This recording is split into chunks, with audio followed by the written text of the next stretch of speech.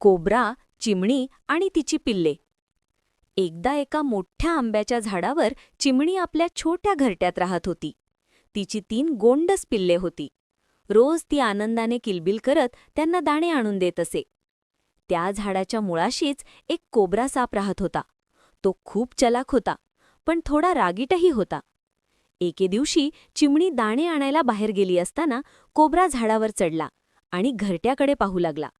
पण तेवढ्यात चिमणी परत आली. चिमणी घाबरली, पण तिने हिंमत केली.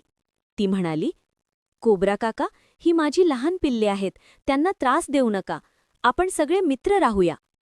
कोब्राने तिच्याकडे पाहिले. त्याला चिमणीची काळजी आणि प्रेम दिसले. तो म्हणाला, "ठीक आहे चिमणी, मी तुला आणि तुझ्या पिल्लांना काहीच इजा करणार नाही." त्या दिवसापासून कोब्रा झाडाच्या खालीच राहू लागला आणि चिमणी व तिची पिल्ले सुरक्षित राहिली.